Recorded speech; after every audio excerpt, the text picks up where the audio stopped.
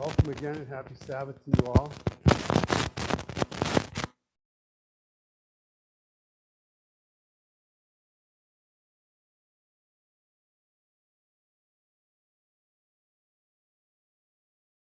Today will be our religious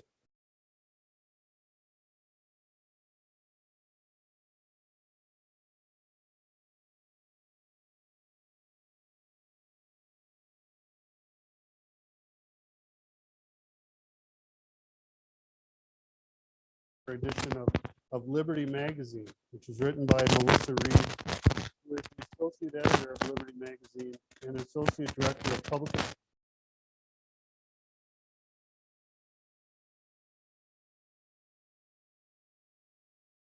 She advocates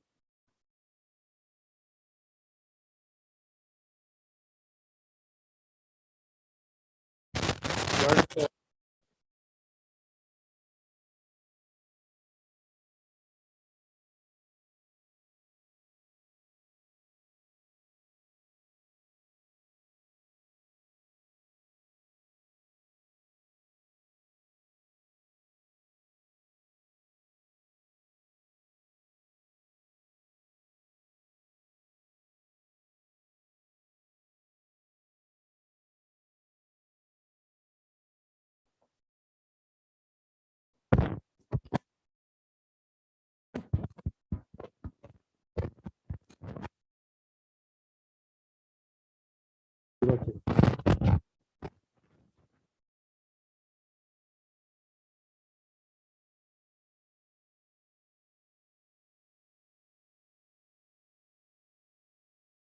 How are we doing? Test.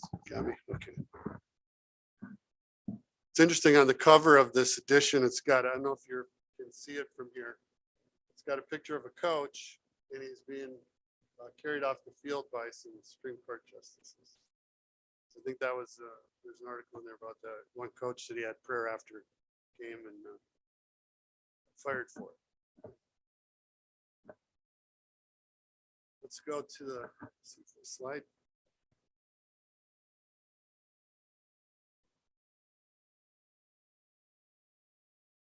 We talk about some existing laws and some foundational legislation on this topic to kind of set the stage for you. The 1964 Civil Rights Act, in 1964, the US Congress passed it. There was sweeping civil rights legislation that's still considered to be one of the most significant legislative achievements in American history. So that was a year before I was born. It tells you how old that is. While lawmakers' primary motivator was the nation's fight against racial inequality, the Civil Rights Act prohibits discrimination even more broadly on the basis of race, color, religion, sex, or national origin. When it comes to discrimination in the workplace, Title VII of the Civil Rights Act protects employees and applicants from discrimination based on race, color, religion, sex, or national origin. In subsequent decades, these Title VII protections have been expanded to include pregnancy, age, and disability discrimination. So over time, things get added, right? In 1972, the Equal Opportunity Act strengthened the enforceability of Title VII claims by the Equal Employment Opportunity Commission, the EEOC.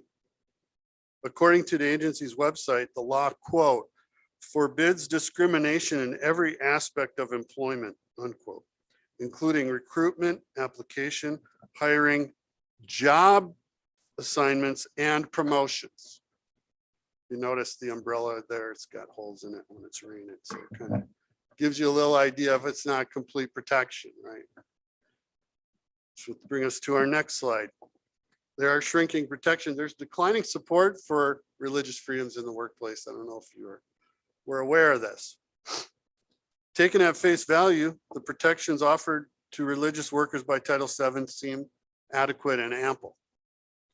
The law, as amended in 1972, requires an employer to reasonably accommodate an employee's or prospective employee's religious observance or practice, unless doing so would cause undue hardship on the conduct of the employer's business. So I want you to keep in your mind that phrase, undue hardship, okay? Unfortunately, just 5 years later, the Supreme Court essentially invalidated the religious accommodation requirements for employers. So thought we had it 4 years later in new Congress, they changed it. In a 1977 case, TWA versus Hardison, the court defined, quote, undue hardship as anything that requires an employer to bear more than a de minimis cost or burden. De minimis is a Latin phrase, essentially means anything more than minimal. Anything more than minimal. So just going to do the bare minimum. If you do anything more up, it's undue hardship. My business can't survive. Okay. Not surprisingly, in the years following the Hardison case, this restrictive definition has been devastating to the workplace rights of people of faith. So what exactly is the problem with the de minimis threshold for religious accommodation? For one thing, it's almost certainly wasn't the standard envisioned by the discrimination mindful drafters of the 1964 Civil Rights Act. So if you think about the world in 1964 and the world 1972 and subsequent years, a little different, right? Obviously, things have changed. The ability of individuals to act as conscience dictates is a long established and deeply cherished value for Americans. We fought in many wars for that.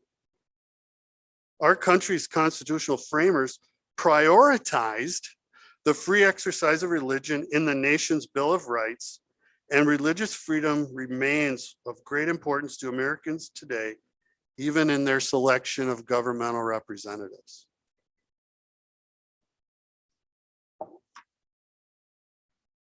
The vast majority of Americans, and therefore American workers, are people of faith. Nearly 2/3 of respondents to Beckett's 2020 Religious Freedom Index agreed with the description of religious faith as a way of life, while 60% agreed that religion for some people is a fundamental part of, quote, who I am, and should be protected accordingly. Is it part of who you are? Is your faith part of who you are? You sure? You bet it is. Title VII was meant to address the conflicts between religion and work, and yet the de minimis undue hardship standard has left religiously observant workers with little or no legal protection. In 2001, forward opinion piece, Nathan Diamant, Executive Director for Public Policy at the Union of Orthodox Jewish Congregations of America, noted that federal courts, quote, have made the threshold of what constitutes undue hardship so low that an employer can claim almost any inconvenience or hardship that alleviates his obligation to accommodate the employee. Give me a break. You get an employer that doesn't want to let you observe, he's got some tools at his disposal to limit that, it looks to me like. This is unconscionable in a nation whose citizens view their faith as a way of life. People of faith have to stand up and let their voice be heard. So let's talk about this right we have, what's becoming more and more a second-class freedom. At least it seems that's the trend it's going. There's other accommodation in the workplace have stronger support than religious freedom. Ironically, excuse me, the de minimis standard for workplace religious accommodation results in a tiered standard of rights among individuals protected from discrimination. And it relegates religion to a second-class status among other groups protected by anti-discrimination civil rights laws. Like the Civil Rights Act before it, the 1990 Americans with Disabilities Act, known as the ADA, requires the employers to provide reasonable accommodation to employees with disabilities unless doing so would cause undue hardship on the employer. Okay, sounds similar, right? I mean, However, the ADA wisely and appropriately defines undue hardship as an accommodation requiring a significant difficulty or expense. In this case, the devil's in the details, how you define an undue hardship, right? You get in a court, man, it's every word matters. The workplace rights of believers shouldn't be prioritized below employees with disabilities or vice versa. Discrimination protection standards should be comprehensive and consistent among the protected classes of race, color, religion, sex, national origin, pregnancy, age, and disability. Moreover, there's a growing need for strengthened religious protections in the workplace. Although claims of religious discrimination in the workplace are a small percentage of overall discrimination claims filed with the EEOC, these claims have steadily increased over the past several decades. So people are asserting this right more and more as we progress. This rise has taken place during a period when we've seen an encouraging decline in race-motivated workplace discrimination claims. So the law's working for some, but not for all. Unfortunately, in the years directly following the September 11 attacks, saw the rate of religious discrimination claims in American workplaces nearly double what they had been in the late 90s. I can read something into that a little bit of what religious discrimination we're talking about. Unsurprisingly, the EEOC religious discrimination claims have remained elevated in the years to follow, as most Americans believe religious discrimination occurs in the US today for Muslims, for Jews, and also for Christians. As you can, I don't know if you can read that slide, but that's the text from the Constitution. Congress shall make no law respecting an establishment of religion or prohibiting the free exercise thereof. You know, they always throw this thing, church separation, church and state crap. That's not what it says here. The framers prioritized religion over some of these other rights. Don't want the government to start a religion and don't want to mess with your religion either. Let's get it straight. You got to read, you got to understand what they're doing. Let's talk about some real world examples and its impact on citizens and some things they've tried to fix but have failed. During the past several decades, there have been bipartisan, multi-faith, legislative, and judicial efforts to restore a higher standard of workplace accommodation for people of faith. The Workplace Religious Freedom Act, or WRFA, has been introduced at various times since 1994. There was a broad push in 2003, for instance, when it was introduced by lead sponsor Senators Rick Santorum, who's a Republican, and John Kerry, who's Democrat. Unlikely partners, to be sure. They worked together, though, to strike an appropriate legislative balance that both respected religious accommodation and ensured that undue burden was not forced on employers. Sounds reasonable to me. But this proposed law did not offer a blank check of accommodation to religious workers, so that, you know, that's what employers are afraid of, right? Well, I can't run my business because I got all these observances, things. I can't run a business. That's a legitimate concern. Instead, the WRFA restored the standard of reasonable accommodation by an employer. That is, accommodation is required as long as it does not impose a significant difficulty or expense. The law says it's required. Your employer is required by the Constitution to accommodate reasonably. Here's an example, Daryl Patterson, he's an Adventist. He's a Seventh-day Adventist and dedicated Walgreens employee. Had a long-standing agreement with his supervisor to swap out Saturday shifts so he could observe his Sabbath. After 6 years of employment, Patterson was abruptly fired for refusing to work on Saturday. His 9-year quest for justice ended in 2020 when the US Supreme Court refused to review his case. So the issue is still open. The court didn't hear it. That doesn't mean there's not an issue. It's just that they didn't hear it to kind of like put a definitive stamp on here's what we think. So it's still an open issue. Support for Religious Freedom Act of 2003 was broad and diverse in both congressional chambers with Senate sponsors, including Senators, this list is amazing, Chuck Schumer, Hillary Clinton, Sam Brownback, and John Cornyn. Good for them. It was championed by a diverse coalition of religious groups who longed for their members to receive reasonable workplace accommodation for holy days and religious dress. So think about hijab, you think about our Muslim, their standards and what they do.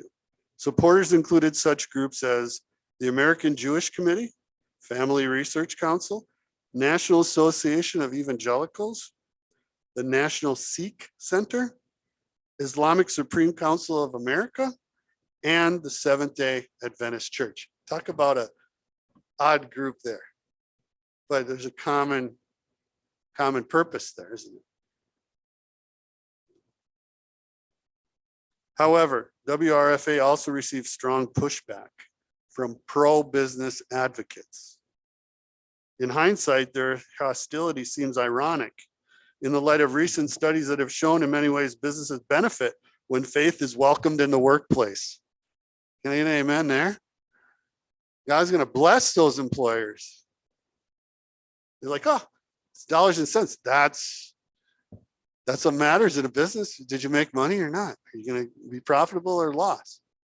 So here it is. Here's the evidence. Unfortunately, WRFA didn't make it out of committee during the 108th congressional term, and efforts over the ensuing years have also failed to gain momentum. Most recently in 2019, WRFA was reintroduced in the House of Representatives as part of the comprehensive LGBT religious freedom non-discrimination legislation, the Fairness for All Act. It's interesting how these different groups are coming together for the same thing. The reason there's no momentum is nobody's pushing them. So if there's something matters to you, you need to stand up, have a voice. So there've been some judicial challenges, but it seems like workplace discrimination takes a back seat to a lot of this. During the past several years, several workplace religious discrimination cases have reached the US Supreme Court for consideration. We mentioned Patterson versus Walgreens, Small versus Memphis Light, Gas and Water, Dalbersti versus GLE Associates Incorporated, and Hedekin versus Walmart Stores East LP. None of these cases have been accepted for review. Yeah, I just don't want to look at it for whatever reason. Politically, I think if there's political pressure, they will review stuff. So, get your voice up there. Currently, Supreme Court Justices Alito, Thomas, and Gorsuch have all called for a Hardison undue hardship standard to be reconsidered. So you got 3 justices out of 9 saying, hey, we need to take another look at this. In 2021, when the court declined to review the Small versus Memphis Light, Gas and Water case, Justice Gorsuch, joined by Justice Alito, offered the following dissent, and I'll read it verbatim, quote, Title VII's right to religious exercise has become the odd man out. Alone among comparable statutorily protected civil rights, an employer may dispense with it nearly at whim. As this case illustrates, even subpar employees may wind up receiving more favorable treatment than highly performing employees who seek only to attend church. Think about that. And the anomalies don't end there. Under the ADA, the employer may be required to alter the snack break schedule for a diabetic employee because doing so would not pose an undue hardship. Yet, thanks to Hardison, at least one court held that it would be an undue hardship to require an employer to shift a meal break for Muslim employees during Ramadan. Come on, it's not right. With Hardison, uneven results like these have become increasingly commonplace. And it's not just conservative members of the Supreme Court who have offered support for a re-examination of the Hardison case in recent years. The Obama era EEOC filed an amicus brief in the Tabura versus Kellogg case in support of the plaintiff's workplace religious discrimination claim. And yet the unreasonable standard remains. So an amicus brief is a legal brief saying, hey, we're in favor of this. Amicus means they're friendly to it. So when there's amicus brief, you got a lot of people filing that. There's a sense that there's some support there. I like to end all these with a call to action because, you know, truth, action is part of truth. It's like, do something, right? Action is essential to influence any change that we want to see. Our country, the United States itself, has championed religious freedom rights since inception, has enacted laws to reflect that priority. We're the only country that really took that on and made that change. And today, a majority of American workers say that faith is central to their identity. Talk about identity politics, right? Won't get into politics, but your identity, who you are, you're a person of faith, own that. Given these two realities, it seems obvious that no American should be forced to choose between keeping their faith and keeping their job. Jesus said we'll be persecuted because of him. Right? We identify with Christ as Christians. This is what happens sometimes. Unfortunately, TWA versus Hardison's restrictive standard for undue hardship has left religious workers with little or no recourse when they experience discrimination in the workplace. As Justice Gorsuch noted in his small dissent, it is well past time to correct this mistake. We as Christians need to let our views be known to our congressional representatives. And we should not be silent on issues related to religious liberty. You know, vote with your conscience. You have those rights, you got to fight for them or you'll lose them. At this time, I'm going to ask Brother Mark if he'd come up and share with us his own experience. Mark, if you want to come.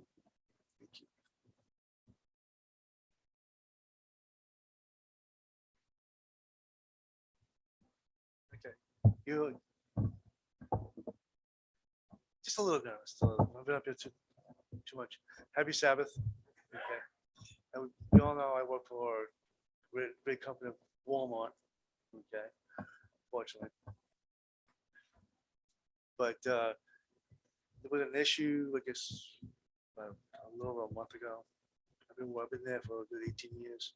When I started with the company, the manager at the time, I told him that as long as you leave my Friday nights, Saturday nights alone, I'll work any shift you want. It took him a little while for him to figure out what was going on. I think I made a deal. I made a deal that said, guess what? I'll accept it. So I put in the computer saying not available on Saturday, Friday nights and Saturdays. When I moved down here from New York, okay, it was transferred, all that, transferred all that down here. And I guess it was about a month ago, a little over a month now, they've put me on Saturdays. And I'm like, no, I don't work Saturdays. And I said, well, this is retail. You got to work Saturdays. Well, no, there's enough. Kind of like, almost like an argument, a little discussion saying that there's enough people to cover my shift on Saturdays. Yeah, but still, it kept going back and forth. And these are the people that I've known for at least a good 2-3 years now. And they're still kind of like, take Mark, you still have to. But I reached out to the pastor here. Okay, he wrote me a letter. Okay, a letterhead saying I don't work Saturdays. And so I made a deal initially with when I first started, and Walmart agreed with it. And when I handed in the letter, they said, okay, I got it. I got the okay. Okay. Now I'm gonna guess I I did when I was back in New York. I did the same thing. I wrote a letter, the letterhead, and saying I sound like Saturdays, and it was good. I guess somewhere along the way the letter kind of got lost, something like that, and no problem. And now it's all good. Going back a little further, okay, then I was working for Walmart. I've done landscaping for like 30 years, and they work 6 days straight from Monday to Saturday.